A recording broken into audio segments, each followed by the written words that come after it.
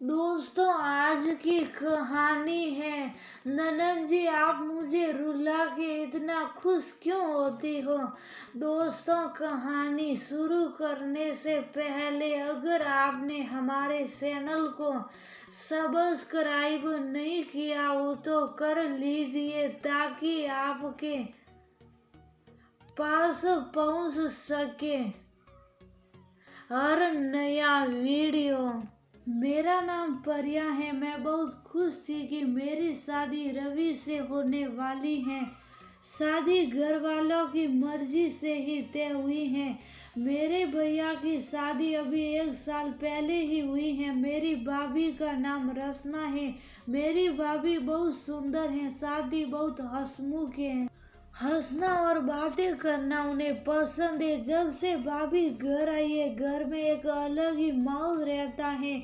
मेरी भाभी से मेरी अच्छी बनती है, लेकिन एक बात की वजह से मुझे नहीं पता है कि मेरी सोच इतना बदल जाएगी। एक दिन रवि जब घर आया था, तब मैं, भाभी और रवि साथ में एक कमरे में थे। हम लोग बैठे ऐसे ही बातें कर रहे थे। जैसा कि मैंने पहले ही बताया कि मेरी भाभी बहुत बातें और मजाक करती हैं।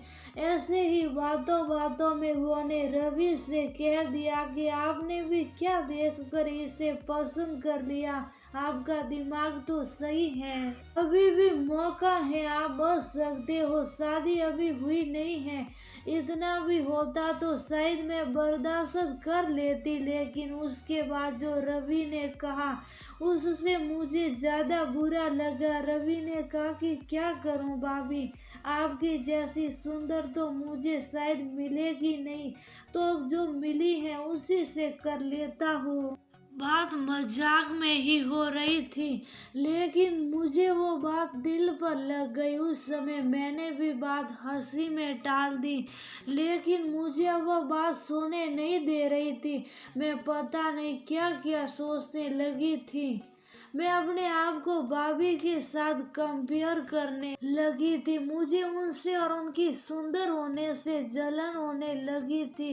एक छोटी सी बात मेरे अंदर ये बदलाव ला सकती है, मैंने सोचा नहीं था। मैं उस बात का जवाब देना चाहती थी। मैं कुछ भी सोचने लगी थी। मैं सोच रही थी कि कैसे उन्हें भी मैं रुलाऊं। शादी की तैयारियों के साथ मेरा दिमाग भी कहीं और ही चलने लगा। एक दिन भाभी शॉपिंग करने मम्मी के साथ बाहर गई थी। घर में भैया थे।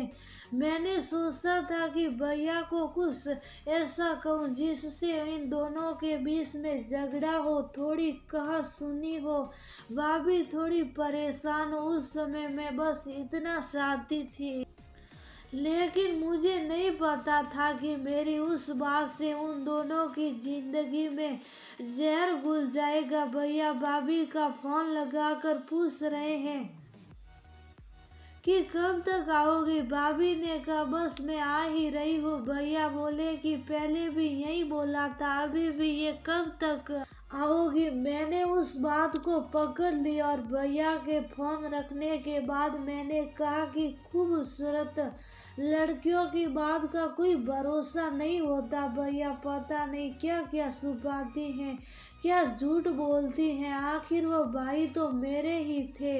उन्होंने भी मेरी इस बात को पकड़ लिया। पूछा क्यों, क्या बात कर रही है, तुझे कुछ पता चला क्या? मैंने जानबूझकर ऐसा दिखाया कि मैं कुछ जानती हूँ और उनसे छिपा रही हूँ। मैंने कहा नहीं, कुछ नहीं, मैं तो बस ऐसे ही बोल रही थी। भैया ने फिर पूछा तो मैंने और ज्यादा उन्हें परेशान किया। मुझे पता था कि वो जितना परेशान होंगे उतना ही भाभी भी होगी। मैंने उन्हें ऐसे ही कहा कि भैया मैं क्या बताऊँ, आप खुद समझदार हैं। वो बोले क्या मतलब, क्या बोलना चाहती हैं, ठीक से बता, मैं अब क्या कहती। लेकिन अच्छा हुआ कि उसी समय भाभी और मम्मी वहाँ आ गए और बात टल गई। लेकिन मुझे बहुत खुशी हो रही थी कि मैंने अपना काम कर दिया। भैया उनके आते ही अपने कमरे में चले गए। बस मुझे अब भाभी का वैसा चेहरा देखना था जो मैं देखना चाहती थी। भाभी करीब 1 घंटे बाद जब कमरे से निकली तो उनका चेहरा बयान कर रहा था कि मैंने जो बोला है उसका असर हो रहा है। भैया का भी मुंह उतरा हुआ था। उस दिन से भाभी का बोलना और हंसना कम हो गया। भाभी का मुंह उतरा रहता था। मैं पता नहीं कैसे इतनी कठोर हो गई थी कि उनके आंसू से मुझे खुशी मिल रही थी। भैया और भाभी में सब कुछ ठीक नहीं है, इस बात का पता अब हमारे घर में सबको चल गया था। भाभी अब मुझसे भी बात नहीं कर रही थी, लेकिन मुझे बुरा नहीं लग रहा था। एक दिन भैया भाभी से किसी बात पर बिगड़ गए और सबके सामने उन्हें घर से जाने को कहने लगे। मम्मी और पापा ने कहा कि क्या हुआ, क्या बात कर रहा है, ऐसा क्या हुआ, लेकिन वह बोले कुछ नहीं। भाभी को वह बात बहुत बुरी लगी और वह घर से जाने लगी। मम्मी ने कहा कि शादी सर पर है, ऐसे कहाँ जा रही हो। भैया बोले उसे जाना है तो जाने दो। भाभी मेरी तरफ देख रही थी, लेकिन मुझे ना बुरा लग रहा था ना मैंने उन्हें रोका।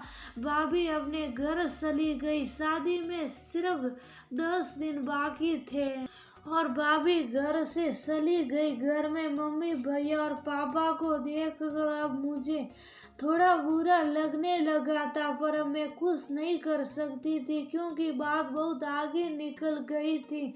सच बताऊं तो बात इस हद तक चली जाएगी इसका मुझे भी अंदाजा नहीं था। शादी के समय सभी के मुंह उतरे हुए थे और इसका कारण मैं थी, लेकिन ये बात मैं कैसे बता सकती थी। भाभी को मम्मी ने फोन किए लेकिन वह नहीं आई। घर का माहौल ही बदल गया।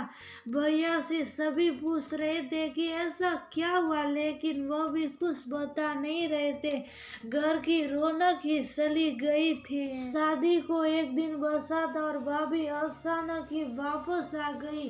भाभी को देखकर मम्मी खुश थी। मैं अभी भी भाभी से बात नहीं कर रही थी।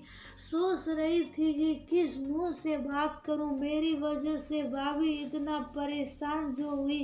भाभी खुद ही मेरे पास आई। मैंने बोला अब आ गई। वह बोली हाँ, मैंने सोचा कि अगर मैं नहीं आती तो तुम्हें तैयार कौन करता। भाभी ने ऐसा कहा तो मैं रोने लगी। भाभी ने कहा कि मुझे तुम्हारे भैया की बातों का इतना बुरा नहीं लगा, ठेस तो मुझे तुमने पहुंचाई।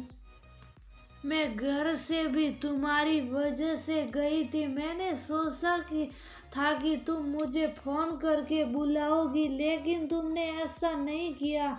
मुझे नहीं पता तुमने ऐसा क्यों किया, लेकिन मैं तुम्हें एक बात समझाना चाहती हूँ। अब तुम्हारी शादी होने वाली है, तुम दूसरे घर जाओगी। कुछ ऐसा मत करना जिससे बाद में तुम्हें पछतावा हो। मैंने भाभी को कहा कि मैं भैया को बता देती हूँ कि वो मजाक था। भाभी बोली तुम उसकी चिंता मत करो, उन्हें अगर अपनी पत्नी पर विश्वास नहीं तो ये उनकी गलती है, तुम्हारी नहीं। मैं उनसे निपट लूंगी। शादी का समय है, तुम खुश रहो। भाभी के आते ही घर में रौनक आ गई। इस गलती ने मुझे बहुत कुछ सिखाया। मेरे अंदर की जलन और ईर्ष्या को खत्म कर दिया। मेरे अंदर एक डर पैदा कर दिया कि मैं कहीं गलती से भी किसी के साथ कुछ गलत ना कर दूं। भाभी मेरी जैसी नहीं है, मुझे पता है वह भैया को संभाल लेगी। मैंने भाभी के साथ इतना कुछ किया, लेकिन उन्होंने अपना फर्ज नहीं भूला, ना ही ये बताया कि ये सब मेरी गलती है। ऐसी भाभी सभी को मिली।